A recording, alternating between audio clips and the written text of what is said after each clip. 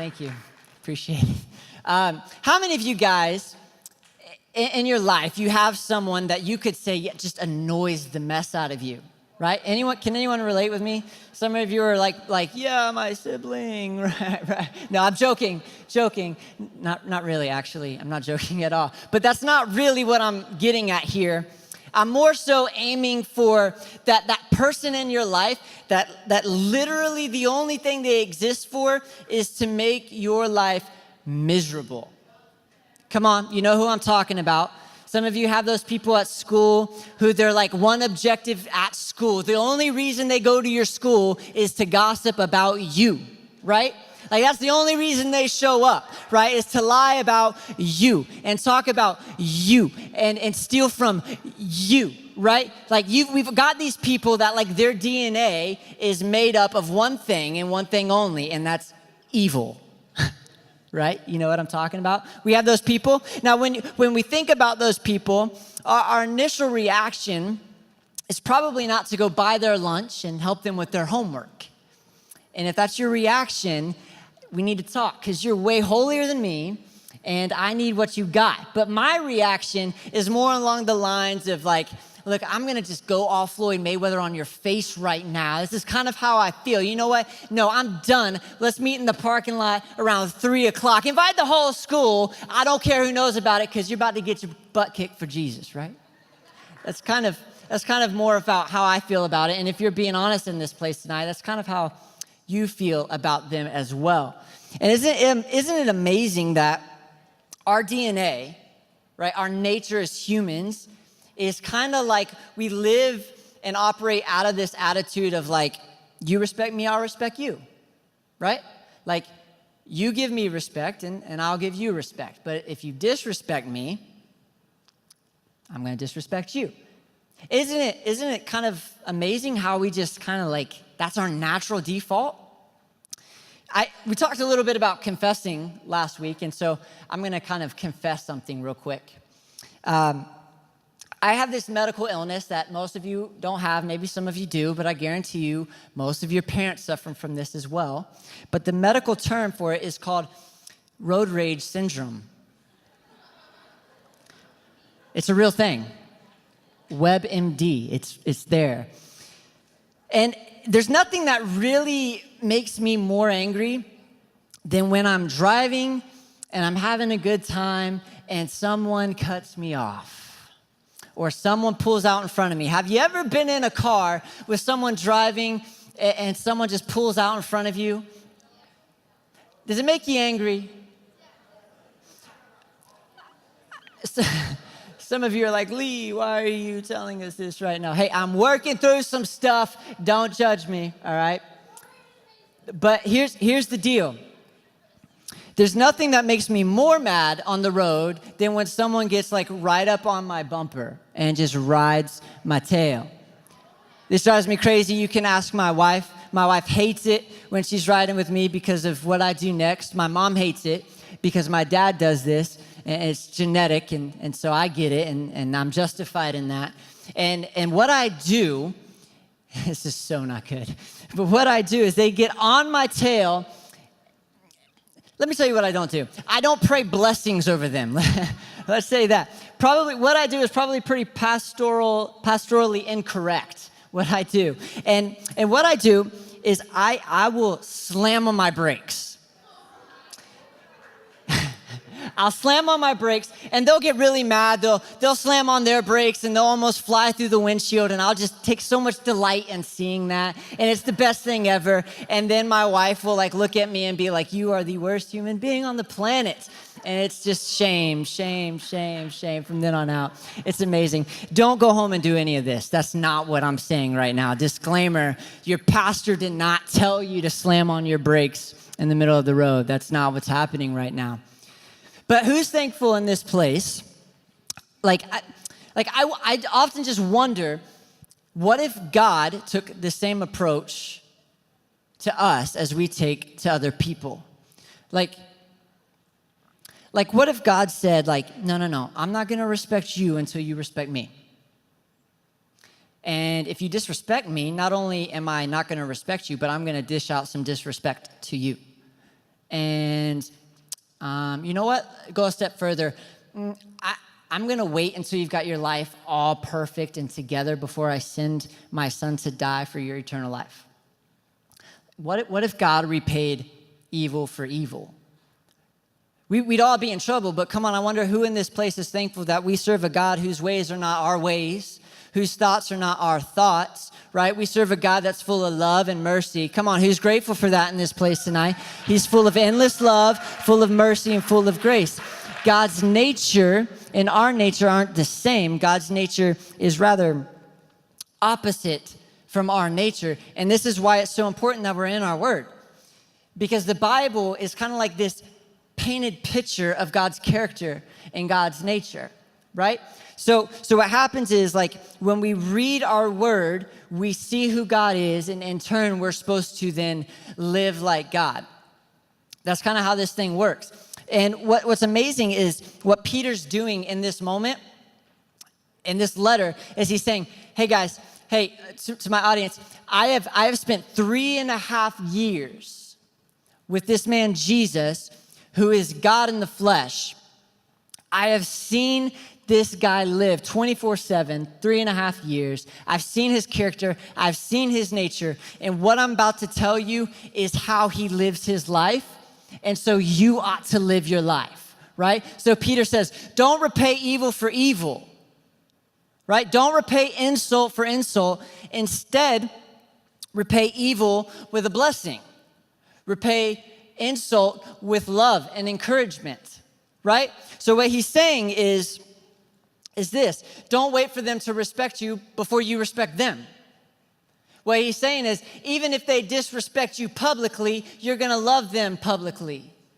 Don't wait for your teacher to respect you before you honor them. Don't wait for your mom and dad to treat you the way you think you should be treated before you serve them, before you love them, before you honor your parents. Don't wait for your basketball coach, for your coach and your teammates to talk to you the way you think you should be talked to before you love them and you serve them. Listen, there's some of you, and I feel this really strongly, there's some of you in this place tonight that God has gifted you with the ability to go not only to college for free with your athletics, but to go to a professional level and influence a lot of people, but you will never make it because A, you're gonna quit, or B, you're gonna get kicked off your team because you haven't learned how to love those who are persecuting you. Come on, somebody. This is real life. You haven't learned how to respect people who disrespect you. And you're saying, Lee, no, you don't understand my situation. No, I do understand, and this is all I need to understand is this, that it doesn't matter your situation, it doesn't matter your circumstance, we're to repay evil with unconditional love. But why? Because we are called to it. Why? Because Jesus did it. Right? I don't need another reason why. That's enough. Jesus did it. So there's now no if, and, or buts, right? I don't now let culture dictate how I respond to people just because it's acceptable on like MTV, right? Or like I don't let my peers tell me, yeah, that's how I would have responded to this jerk. No. That's not my standard. And I definitely don't let my feelings, how I feel about a situation, determine how I'm gonna act. Right? Why? Because Jesus did it this way. If Jesus did it this way, I'm gonna do it this way too. Jesus is my example. Jesus is your example. It's amazing because when Jesus was going into his final days, he was beaten. He was spat upon. He was publicly humiliated. He had a crown of thorns placed on his head, whipped, nailed to a cross, murdered innocently. And you know what his response was? It was 3 words. Father, forgive them. What? Father, forgive. You have the King of the universe, the creator of all things, being beaten and murdered by the very things he created. And his response was, God, just turn away. Act like this never happened. Let's get rid of it. Forgive them. sweep it under the rug. This didn't really happen. It's okay, God. Don't hold it to their account. He could have called down every angel in heaven to kick butt that day and prove he was right, and the whole world was wrong, but Jesus chose to go to the cross instead. You know what Jesus was saying? That this life isn't about being right. It's just about being Jesus. Come on. This life isn't about being respected. It's just about being Jesus. Right? This life, some of us are trying so hard just to be right and everything when he's just called us just to be Jesus. How? How did Jesus do this? What was it about Jesus that enabled him to live with this kind of love? Jesus had something that you and I need in this place. And if nothing else, I need you to hear this. Jesus had a new perspective. You and I need a new perspective. Because our perspective always determines our actions. That's just how it works. There's no getting around it. Paul in Romans kind of describes it this way. Be transformed from what? From this human nature to God's nature. Be transformed how? By the renewing of your mind. By a new perspective. It's kind of like an old computer who's just outdated and useless. It kind of needs an upgrade, right? It needs a reboot. And until that computer has a reboot, it's kind of useless to all of humanity. But what happens is when our perspective changes, we begin to see persecution as blessing. Whoa, Pastor Lee, you lost me there. You see, there may be a time in my life where I can muster up, if someone disrespects me, I love them in return. But to see disrespect, to see persecution as a blessing, no, I don't think I can go there with you. And I'd say that's okay. I would just say that your mind hasn't been renewed. It's still a work in progress, right? There's still some renewing, and there's still some perspective shift that needs to happen here. And that's okay. The objective is we've got to get to a place where our mind is completely renewed. Here's what Peter says about this particular issue. And in 1 Peter chapter 4, verse 14, let's go there. It says, if you are insulted because of the name of Christ, you are blessed. For the Spirit of glory and of God rests on you. Let's go to verse 16. However, if you suffer as a Christian, don't be ashamed of it, but instead praise God that you bear that name. Come on, somebody. Peter is saying that, hey, let this free you, because you don't have to take suffering and persecution anymore and just be like, well, this is what I get for being a Christian. No. What he's saying is now you can actually delight and find joy in this. James, he's the brother of Jesus. He walked just as close to Jesus as Peter did. He says it this way, consider it pure joy when you suffer trials of various kinds. Consider it pure joy when they persecute you, when they talk bad about you. Consider it joy. Why?